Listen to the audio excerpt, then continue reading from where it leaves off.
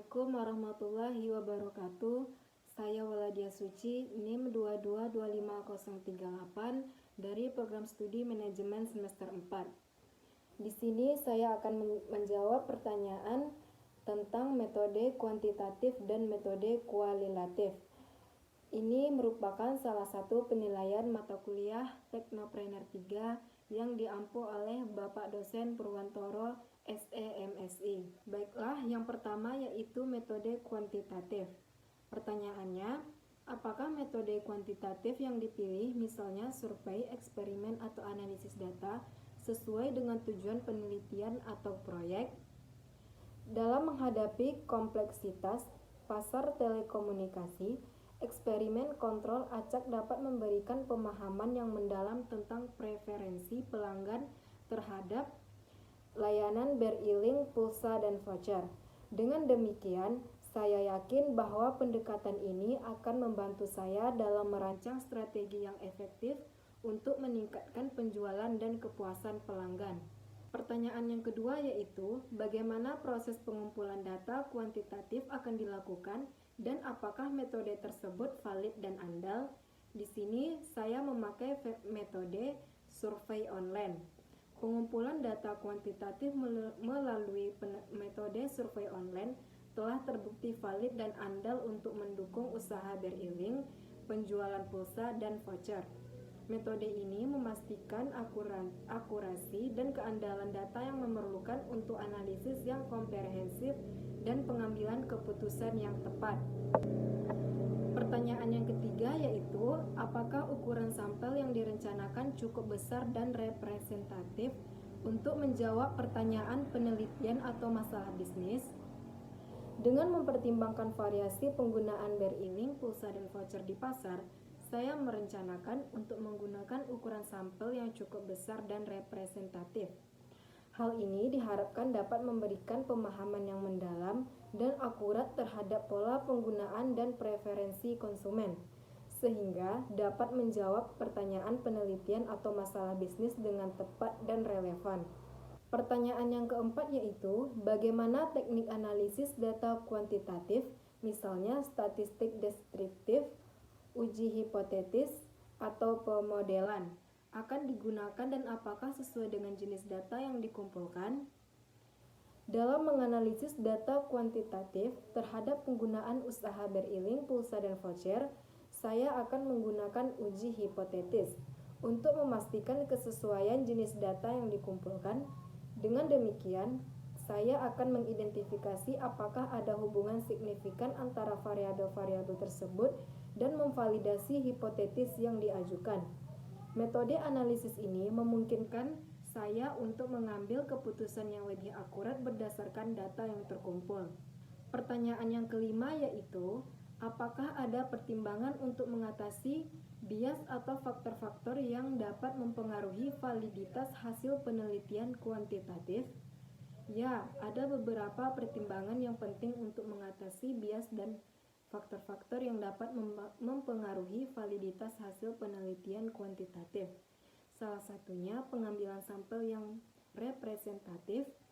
Ini untuk memastikan bahwa sampel yang digunakan dalam penelitian mencerminkan populasi yang diteliti, dapat membantu mengurangi bias yang disebabkan oleh karakteristik sampel yang tidak representatif.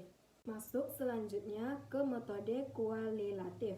Pertanyaan yang pertama yaitu, apakah metode kualitatif yang dipilih, misalnya wawancara mendalam, observasi, atau studi kasus, sesuai dengan tujuan eksplorasi atau pemahaman mendalam terhadap suatu fenomena? Dalam penelitian ini, saya menggunakan pendekatan kualitatif dengan melakukan wawancara terhadap fenomena usaha beriling, pulsa, dan voucher. Tujuannya adalah untuk menjelajahi dan memahami secara menyeluruh bagaimana faktor-faktor tertentu seperti kebutuhan pelanggan, strategi pemasaran, dan tantangan yang dihadapi mempengaruhi operasi bisnis ini secara lebih detail dan mendalam. Pertanyaan yang kedua yaitu, bagaimana proses pengumpulan data kualitatif akan dilakukan dan apakah metode tersebut dapat menghasilkan data yang kaya dan bermakna? Pengumpulan data kualitatif Untuk usaha beriling, pulsa, dan voucher, ini dilakukan melalui metode wawancara pendekatan. Pendekatan ini telah terbukti mampu menghasilkan data yang mendalam dan bermakna, memungkinkan saya untuk memahami kebutuhan dan preferensi pelanggan dengan lebih baik. Pertanyaan yang ketiga yaitu, apakah teknik sampling yang digunakan, misalnya seperti purposive sampling atau snowball sampling, tepat untuk memastikan keragaman perspektif dan pengalaman yang dieksplorasi? Di sini saya menggunakan teknik purposive sampling. Ya, teknik purposive sampling dapat menjadi pilihan yang tepat untuk memastikan keragaman perspektif dan pengalaman yang dieksplorasi dalam sebuah penelitian. Dalam purposive sampling, penelitian secara sengaja memilih sampel yang mewakili beragam karakteristik atau pengalaman yang relevan dengan topik penelitian. Ini memungkinkan peneliti untuk mendapatkan wawasan yang mendalam dari berbagai sudut pandang dan pengalaman yang berbeda, meningkatkan kedalaman dan keragaman hasil penelitian. Pertanyaan yang keempat yaitu, bagaimana proses analisis data kualitatif, misalnya coding, tematik, atau analisis naratif, akan dilakukan untuk mengidentifikasi pola, tema, atau wawasan yang relevan? Proses analisis data kualitatif dengan analisis naratif melibatkan langkah-langkah sebagai berikut. Yang pertama yaitu transkripsi data, yang kedua familiarisasi dengan data, yang ketiga identifikasi pola dan tema, yang keempat yaitu kode data, yang kelima membuat narasi atau cerita, yang keenam yaitu pemaknaan. Pertanyaan yang kelima, apakah ada pertimbangan untuk memastikan kredibilitas, transferabilitas, dependabilitas, dan konfirmabilitas temuan penelitian kualitatif? Ya, ada beberapa pertimbangan penting untuk memastikan kredibilitas, transferabilitas, dependabilitas, dan konfirmabilitas temuan penelitian kualitatif. Berikut adalah beberapa strategi umum yang digunakan untuk memastikan aspek-aspek tersebut. Yang pertama yaitu kredibilitas. Ini berkaitan dengan keakuratan dan keandalan temuan penelitian. Beberapa strategi untuk meningkatkan kredibilitas termasuk penggunaan triangulasi atau menggunakan berbagai sumber data atau metode. Refleksivitas atau pemeriksaan kembali asumsi dan pendekatan penelitian, dan diskusi pair, mendiskusikan temuan dengan rekan sejawat untuk memperoleh umpan balik. Yang kedua yaitu transferabilitas.